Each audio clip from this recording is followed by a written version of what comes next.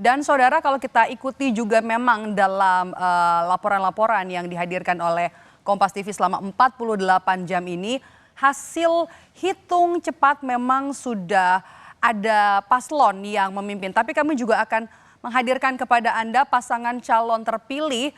Nantinya adalah pasangan calon yang memperoleh suara lebih dari 50%. Kita akan lihat nanti apabila nanti pemilu 2024 akan berlangsung 1 atau 2 putaran. Tentunya kita masih akan tunggu rekapitulasi suara secara nasional yang dilakukan oleh KPU. Nanti ada waktu 35 hari, tapi kami akan memberikan gambaran kepada Anda apabila alur pemungutan dan juga penghitungan suara berjalan nanti pemilu kita selama 1 putaran.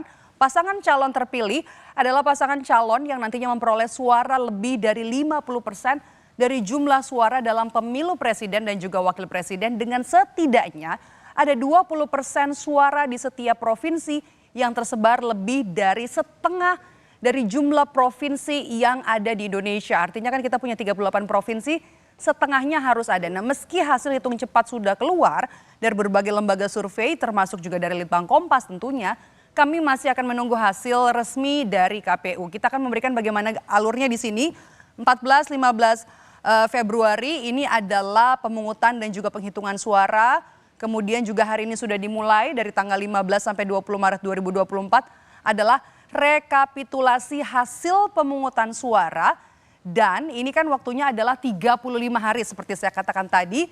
Dan nanti pada tanggal 1 Oktober 2024 ini adalah anggota DPR dan juga DPD, dan nanti 20 Oktober 2024 adalah pengucapan sumpah presiden dan juga wakil presiden. Ini sesuai dengan apa yang diatur dalam Undang-Undang Nomor 7 Tahun 2017 tentang Pemilu dan PKPU Nomor 3 Tahun 2022. Ini kalau nanti misalnya akan berlangsung 1 putaran. Nah, sementara kalau misalnya 2 putaran kita akan hadirkan di sini alurnya. Kalau nanti misalnya 2 putaran tentunya kita masih sekali lagi harus menunggu hasil penghitungan suara yang berjenjang yang dilakukan oleh KPU. Sementara kalau misalnya 2 putaran dapat terjadi jika tidak ada pasangan yang memenuhi syarat 50% dengan suara minimal 20% di separuh provinsi yang ada di Indonesia. Aturannya juga masih sama dari Undang-Undang Pemilu tahun 2017. Kita akan lihat di sini.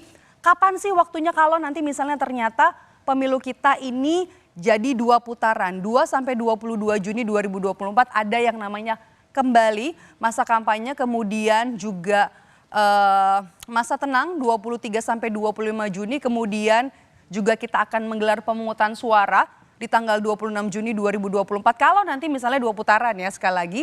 Nah, kemudian juga ada penghitungan suara dari 26 Juni sampai 27 Juni dan 27 Juni sampai 20 Juli adalah di sini rekapitulasi suara. Kalau misalnya nanti pemilu kita terjadi selama 2 putaran. Tapi tentunya kita harus menunggu karena kalau misalnya kita lihat sebenarnya dari hasil hitung cepat dari sejumlah lembaga survei termasuk juga dari Litbang Kompas.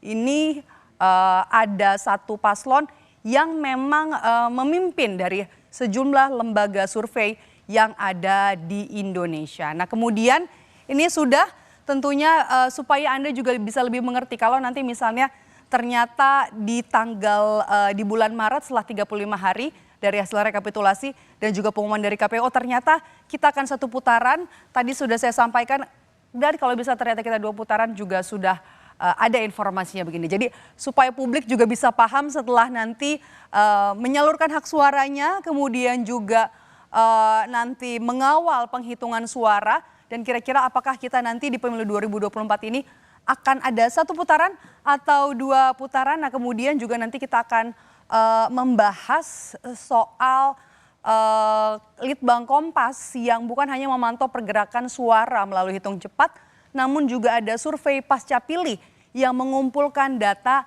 yang lebih beragam.